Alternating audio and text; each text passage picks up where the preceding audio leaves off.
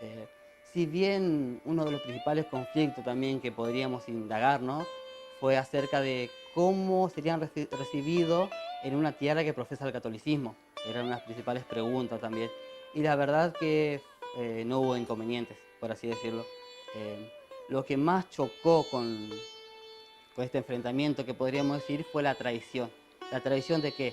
De los colonos con los nativos. ¿Por qué? Porque los nativos vivían el día a día. eh, no querían un futuro, por así decirlo, establecer, sino mientras tengan alimentos, vestimenta, para el día ya le bastaba. Y eso chocó un poco con el pensamiento de estos colonos, principalmente valdenses. Y otra característica también eh, es que los valdenses no estaban acostumbrados a ver familias donde esté conformada, por ejemplo, por un padre ausente, eh, por un padre con sus hijos sin su esposa, o una pareja que no esté casada, por ejemplo. Fueron realmente las cosas que chocaron.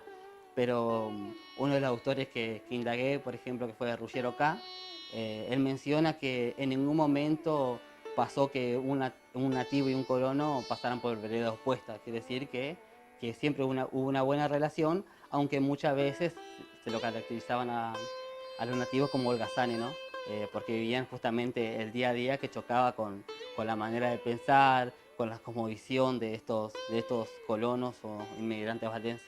Eso Mariano Ciarleta menciona muy bien eso, que dice, si bien muchos abandonaron sus tierras, no todos perdieron su costumbre. Es decir, que el vínculo con los criollos, algunos lo modificó, pero en su esencia generalmente no.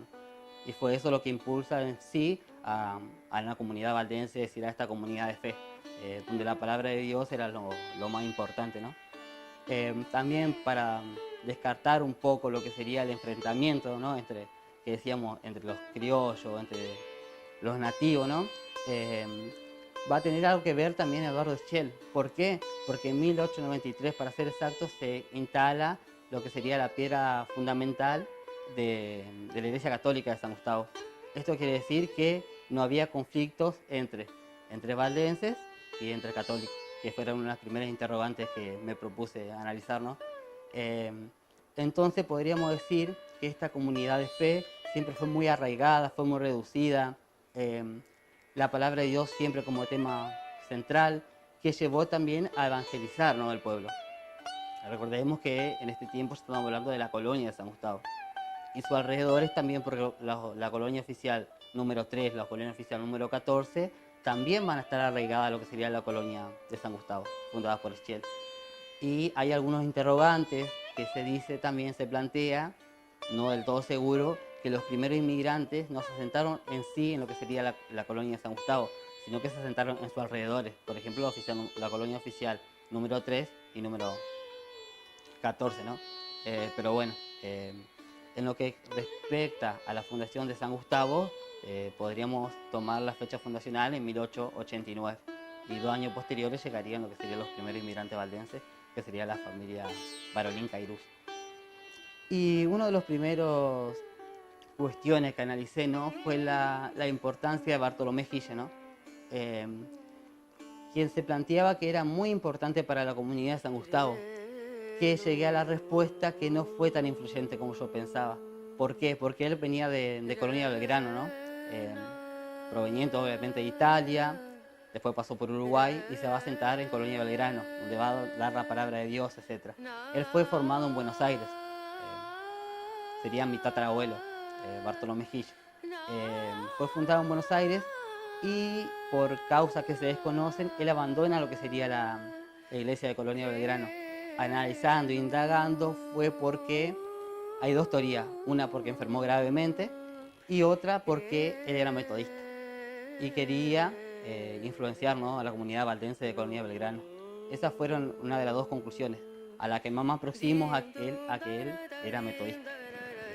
Sin embargo, cuando él se desplaza y se asienta en lo que sería la colonia de San Gustavo, él enferma de tuberculosis y a los 29 años de edad fallece. Es decir, que no fue tan trascendental como yo pensaba para la enseñanza de la fe valdense, ¿no? Esta iglesia doméstica va a ser fundamental sobre todo para la enseñanza de la Biblia, Cabe destacar que otra diferencia que había entre los nativos y los colonos era la edad a la que se aprendía a leer y a escribir, ¿no? Siempre impulsados, sobre todo en los valdenses, por la iglesia doméstica, que tiene un papel sumamente importante. Iglesia, familia y pueblo va a estar unidos. Es decir, esta iglesia va prácticamente a reglamentar la sociedad. Y no hablo como iglesia en templo, ¿no? Hablo de iglesia como la familia doméstica, como iglesia doméstica, que va a tener un papel sumamente importante en estos años, ¿no? De la vida de la colonia San Gustavo y de la comunidad valdense. Por eso decimos que es una comunidad de fe. Cabe destacar que esta comunidad valdense va a ser una raíz fundamental a la hora de hablar de religión en la actualidad, ¿no?